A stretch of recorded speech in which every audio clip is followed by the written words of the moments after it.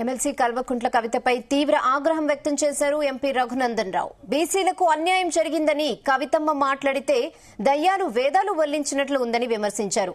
BC పెద్ద సామాజిక వర్గానికి చెందిన ఈటెల రాజేందర్ను మధ్యలోనే మంత్రి పదవి నుంచి తీసేసిన పార్టీ బీఆర్ఎస్ పార్టీ అని అన్నారు. మీ కుటుంబానికి పదవులు కావాలి, మరి బీసీలకు పదవులు ఎప్పుడిస్తారు కవితమ్మ అని ఎద్దేవా చేశారు. ఈ రోజు ఫామ్ హౌస్ చర్చలో కేసీఆర్ తో బీసీల గురించి మాట్లాడు కవితమ్మ అని అన్నారు. సిద్దిపేట జిల్లా గజ్వేల్ పట్టణంలో పర్యటించారు రఘునందన్ రావు. బిడ్డ మాట్లాడుతుంది బీసీలకు బీజేపీ అన్యాయం చేసిందని. తల్లి మేము 2 ఎమ్మెల్సీలు ఇస్తే 2 ఎమ్మెల్సీలు గెలిస్తే ఒకటి బీసీ గెలిచినాం, ఒకటి ఓసీ గెలిచినాం. దాదాపు జనాభాలో సగం ఉన్నటువంటి బీసీలని సముచితంగా గౌరవించేటువంటి పార్టీ భారతీయ జనతా పార్టీ.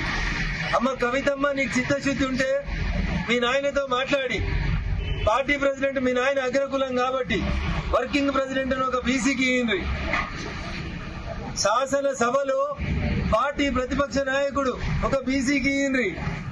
శాసన మండలిలో ఒక ప్రతిపక్ష నాయకుడు అవకాశం ఉంది, ఇంకొక బీసీకి ఇయ్యండి. చేసేటప్పుడేమో ఇయ్యరు, ఇచ్చేటప్పుడేమో ఇయ్యరు. ఇచ్చిన ఈ 4 ఇయ్యరు బీసీలకు మీరు మంత్రి పదవులు.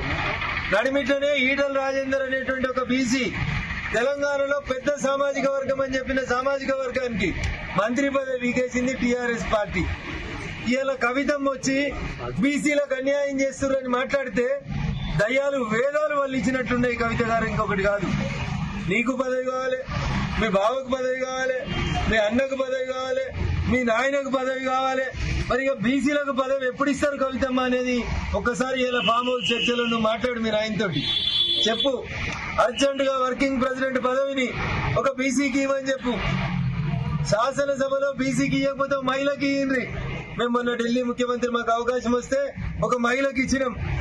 రేపు మహిళా దినోత్సవం వస్తుంది, మహిళల్ని గౌరవించమని చెప్పు మీ నాయనని. మొదటి 5 సంవత్సరాలు ఒక్క మహిళకు కూడా మంత్రి పదవి ఇవ్వకుండా ఒకే ఒక కేబినెట్ ఈ దేశంలో ఏంటంటే అది చంద్రశేఖరరావు గారి కేబినెట్. అందుకని బీజేపీని విమర్శించే కంటే ముందు మీ ఈపు మీ కనబడతలే చెల్లె, ఎవరైనా వెనకాలని చేసి చెప్పుమని మీ తప్పులు మీరు సరిదిద్దుకోండి. మా వైపు వేలెత్తి చూపే బదులు మిమ్మల్ని మీరు సంస్కరించుకోండి అని చెప్పి ఈ సందర్భంగా సోదరి కవితకి టీఆర్ఎస్ పెద్దలకి తెలియజేస్తారు.